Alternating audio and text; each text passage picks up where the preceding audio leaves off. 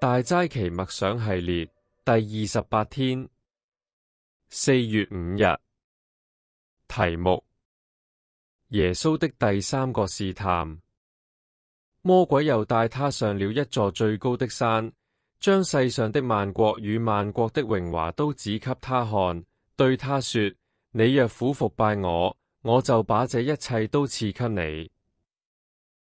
耶穌說：撒旦，退去吧，因為經上記着說，當拜主你的神，單要侍奉他。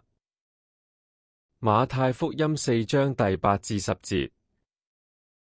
撒旦帶耶穌登上高山，指着世上嘅萬國與榮華，開出咗一個看似無法拒絕嘅條件：只要俯伏敬拜我，這一切都歸你。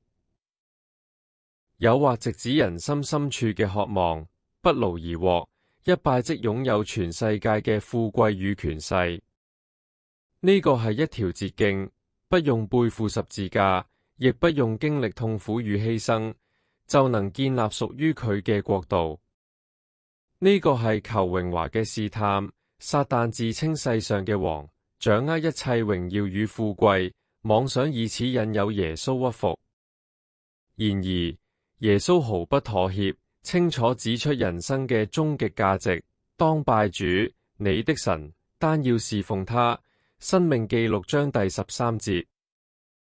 耶穌再次引用聖經，以神嘅話語為盾，拒絕了撒旦嘅誘惑。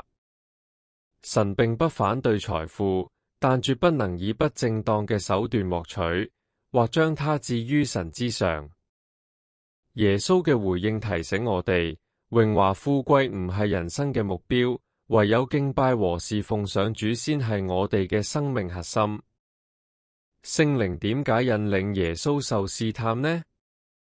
佢作為人嘅代表，若佢失敗，人類便失去盼望。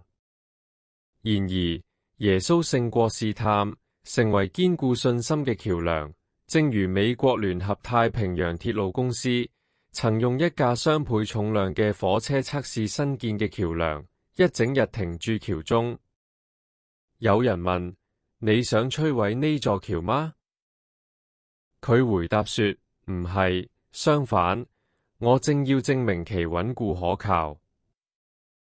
主耶穌通過了三大試探：求權、求名、求利，呢啲都係世人夢寐以求嘅事物。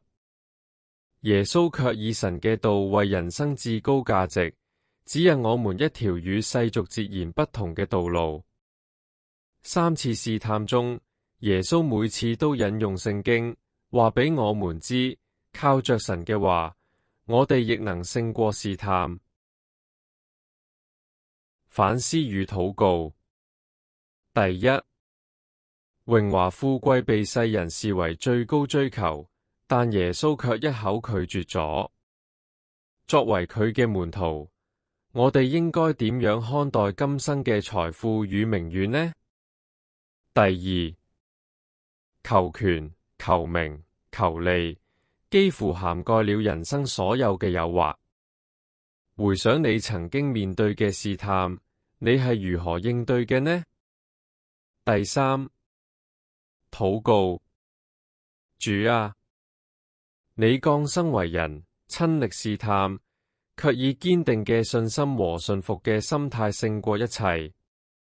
感謝你為我哋樹立嘅榜樣，讓我哋睇到真理嘅力量與美善。求主幫助我喺面對誘惑嘅時候，賜我智慧與剛強，靠着你嘅話語得勝。